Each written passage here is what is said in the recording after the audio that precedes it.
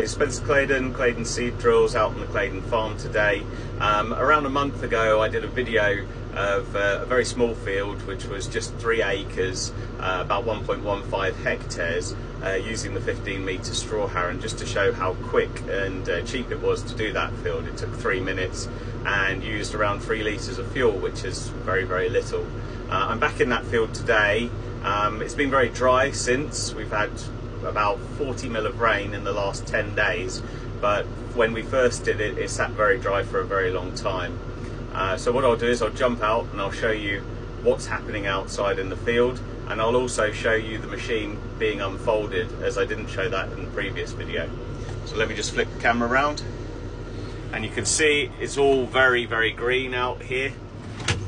That straw harrow has just done a superb job of just getting all of these volunteers into the surface here, and if you go through again and scratch the surface, you'll take out most of those plants, and that's exactly what we're trying to do with the straw harrow.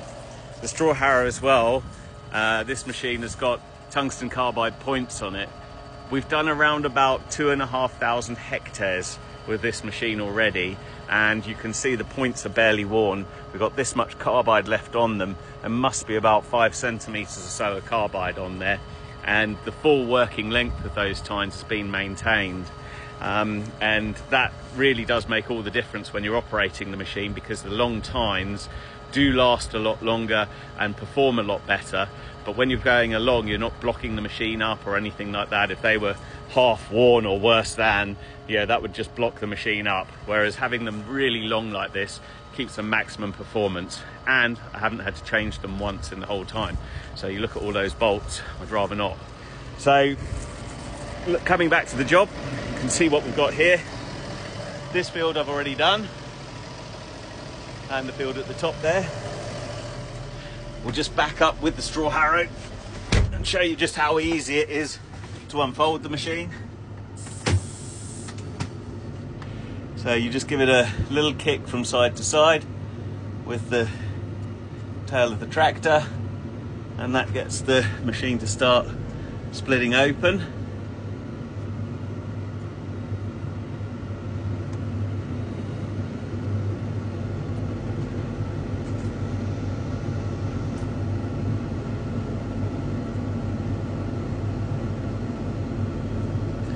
Come then to the central position, and then simply lower the machine down, and then it moves from being on the transport wheels to being on the depth wheels.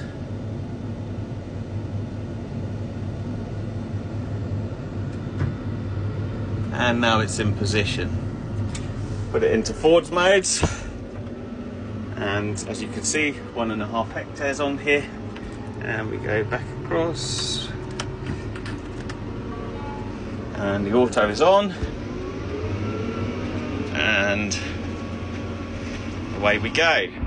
So you can see just what a job that straw harrow is doing, taking all of those weeds and volunteers out and creating a little tilth there for the surface, just for the drill when we come to drill it, but leaving all of the stubble in situ and not pulling it out to create a problem when we come back and drill it later.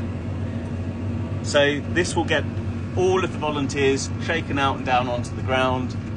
Any grass weeds, any other weeds which are lurking there, will help to get those chitted, ready for spraying off. So we come to the top corner here. I'll just take over and drive by hand around the top here. But again, you can see what a job it's doing.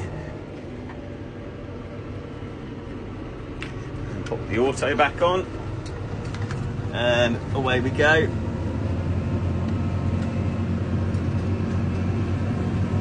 And every time we go through with the straw harrow and take these plants out, we're reducing an application or a potential application of glyphosate. What you don't want to do is to allow these plants to get too big, and if they get too big, then you can't control them very effectively, or they can create a green bridge or a problem for the next crop. Whereas if you go through with the straw harrow, you'll take these out. Also, if there are slugs under areas like this where you've got a bit of straw, it will disturb those and redistribute the straw from those areas. And you can see we've already decimated rather a lot of the straw and stubble on here. We've got it down onto the ground. That's where the earthworms can actually take it into the ground and pull it in and feed from it. So it's a really, really valuable job going through and just doing that. Again, there's the line where we've been around the first time, and again, here we come with the machine this time. Really doing a superb job of just hoeing out those volunteers and weeds that have started to grow, ready for us to be able to come on here, spray it off before we want to come in and drill with the drill and put the next crop in here, which is going to be a winter wheat on this field. So just loop around the top here, and I'm going a little slower today than I did the other time because I proved the point on the last time how long it takes to actually do the field. But you can see there's very little left now, and also I've got to do the burnout on here as well, so it's not quite as quick as what it usually is. So just come round the top here, and we'll head up to the middle bit there, and I'll just jump out of the cab and then show you the difference between where we've done it and where we've got that little bit in the middle there which we haven't done.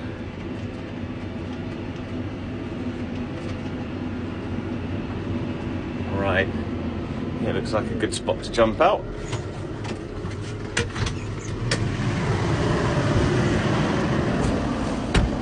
So you see that really nice tilth at the surface there.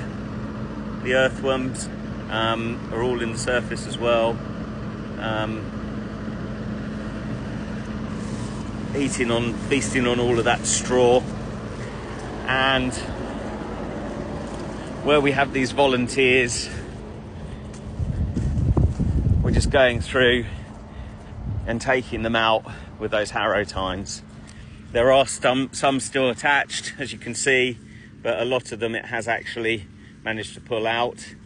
And as I say, any other seeds which are not yet chitted, we'll get those into the surface and get them to grow so they can be controlled. Again, some seeds there which haven't necessarily chitted yet. So despite having the 40 mil of rain in the last 10 days, not everything has come yet, but it will do in this, and it's really the perfect growing environment for the volunteers, the weeds, but also when you come back and re-drill with whichever machine you're going to drill with, hopefully a Claydon drill, as we will be here, it creates that nice tilth at the surface to drill into, and a nice tilth at the surface is much better than trying to drill into some concrete, believe me. Yeah, there's the 15-metre straw harrow with those tines at maximum working length, thanks to the tungsten carbide point on the end of them. So that's enough from me today. Thank you very much. Please drop us a like and follow us and all of that good stuff, and I'll see you around.